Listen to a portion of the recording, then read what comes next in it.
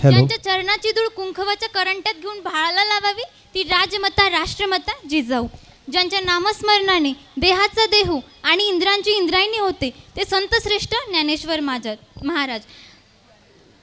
या महिलांना चूल आणि मूल या संकल्पनेच्या जखड्यातून बाहेर काढून शिक्षणाचा ज्यांनी खरा मार्ग दाखवला ते ज्योतिबा फुले आणि सावित्रीबाई फुले. या महाराष्ट्राच्या मातीत सोन्यासारखं स्वराज्य निर्माण केलं ते छत्रपती शिवाजी महाराज. भारताचे संविधान लिहिण्यासाठी मला फारसे कष्ट पडलेच नाही, कारण माझ्यासमोर होतं छत्रपती शिवाजी महाराजांचं स्वराज्य असे म्हणणारे डॉक्टर बाबासाहेब आंबेडकर.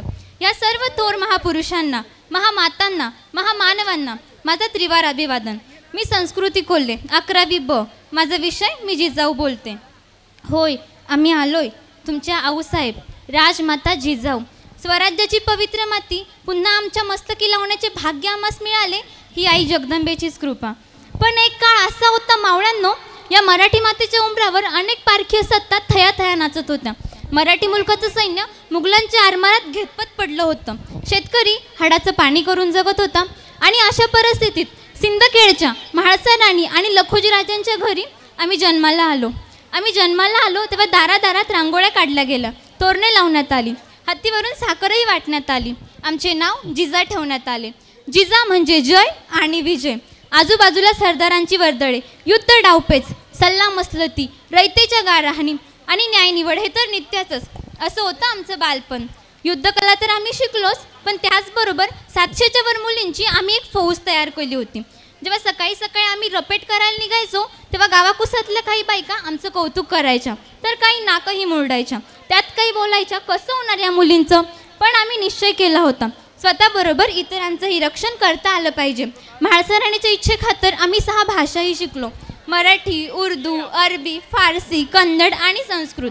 रामायण महाभारताबरोबरच कबीरांचे दोहे, नामदेवांची गाथा, कुराण, बायबल आम्ही वाचलं आणि समजूनही घेतलं. आणि आमच्या मनात एक प्रश्न निर्माण झाला: धर्म म्हणजे काय? धर्म म्हणजे मानव सफल कल्याण की कर्मकांड? आपण तलवार चालवतो कोणासाठी? परखियांची चाकरी आम्ही का करायची? झुंजेत झुंजणार आपण, मारणार आपण आणि मरणारही आपण, आणि मिळून येतो तो शाह बादशाह. आपण स्वतःसाठी का झुंजत नाही? हे सगळे प्रश्न आमच्या मनात एक वादळ निर्माण करत होते. आम्हाला प्रश्न पडला. आम्ही वडिलांना विचारले, हे कोणी का संपवत नाही? आपण स्वतःसाठी का झुंजत नाही? लखोजी राजांनी उत्तर दिलं, जिजा, मराठ्यांच्या मावळ्यांनी याच भूमीवरील आसमंताकडे बघून तुंतळ्यात थुकल्या. हर हर महादेवाच्या गर्जने ढाला तलवारी लढवल्या. पण हा समाज एक राहिला नाही, तो विखुरला गेलाय. जाती धर्माची उत्तरम पक्की झाली. पारतंत्र्याची चीड नाही, स्वातंत्र्याची ओढ नाही. जिजा समाजाला बांधून ठेवतो तो फक्त एक संघ विचार. आम्ही पुन्हा विचारलं, मग एका विचारासाठी काय करावं? शब्दांची जुळवणी करत लखोजी राजांना उत्तर दिलं, बेटा, जिथे गवतालाही भाले फुटतात, मातीत उमलणाऱ्या सहस्र कोंबांना जगण्याचे दान मिळते ते फक्त स्वातंत्र्याच्या सूर्यामुळे. पण हा सूर्य असा सहजासहजी वर येत नाही. त्याला पारतंत्र्याचा श्वास कोंडावा लागतो. मनगटात बळ आणून तलवारीचे घाव घ्यावे लागतात. आहो, मुर्दा शरीराला जागं करावं लागतं. हातात पेटत्या मशाली द्याव्या लागतात. शब्द ना शब्द आम्ही मनात साठवत होतो. मनात विचार आला, हे मुदय, किती सोसलंच. यवनांनी कापून फेकून दिलेल्या माझ्या लेकरांची प्रेतेही तू वाहून नेलीस. आब्रू लुटून नेलेल्या आया बहिणींना काटावर स्थान दिलं. पेट्टी आवी विजवत राहिलीस. काटावर स्मशान बनवलं. त्यात विचार आला, हे मुदय, किती सोसलंच. यवनांनी कापून फेकून दिलेल्या माझ्या लेकरांची प्रेतेही तू वाहून नेलीस. आब्रू लुटून नेलेल्या आया बहिणींना काटावर स्थान दिलं. पेट्टी आवी विजवत राहिलीस. काटावर स्मशान बनवलं. पण आता विजवत बसायचं नाही. आता फक्त पेटायचं. आणि कसं पेटायचं हे मी तुला सांगणार. लखोजी राजांना आमचा हा विश्वास ठाऊक होता. लखोजी राजांचे आणि आमचे लग्न झाले. आमच्या मनामध्ये स्वातंत्र्याची पहाट होऊ लागली. आमच्या पोटामध्ये अंकुर वाढू लागले होते. आम्हाला एकूण 6 अपत्ये झाले. पहिले संभाजीराजे, नंतर 4 आणि मग शिवाजीराजे. संभाजीराजे कर्णगिरीच्या युद्धामध्ये अफजल खानामुळे कप्ताने मारले गेले. अखेर शिवरायांनी वाघनख खानाच्या पोटात घालून खानाचा कोथळा बाहेर काढला. मोठ्या धामधुमीत शिवरायांचा राज्याभिषेक करण्यात आला. आणि अशा प्रकारे आम्हाला समतावादी सत्ता प्राप्त करण्यास यश मिळाले. यापुढे मात्र आमचे कार्यकाळ संपत असल्याची आम्हाला जाणीव होऊ लागली होती. आमचे शरीर थकत चालले होते. हळूहळू आम्ही क्षीण होत होतो. स्वराज्याची सगळीच सूत्रे शिवबांच्या हाती देऊन आम्ही निर्धास्त होतो. शिवबांचे यश, त्यांची कीर्ती, त्यांचा जय जयकार पाहून आम्ही समाधानी होतो. आणि अखेर स्वराज्याच्या लाडक्या राजास पाहत आम्ही कायमचेच आमचे डोळे मिटून टाकले.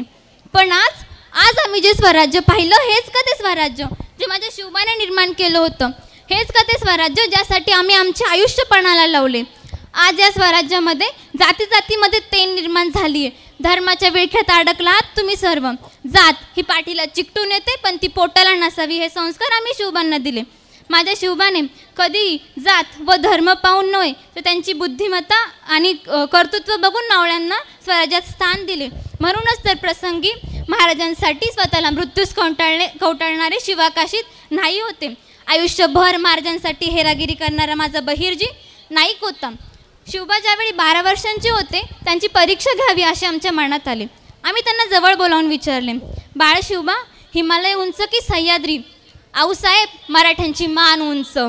आम्ही त्यांना पुन्हा विचारलं, बाळ शिवबा, काय व्हायला आवडेल?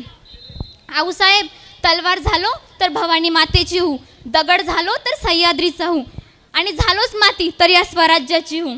इतके एकनिष्ठ आणि निष्ठवंत होते माझे शिवबा बाळ.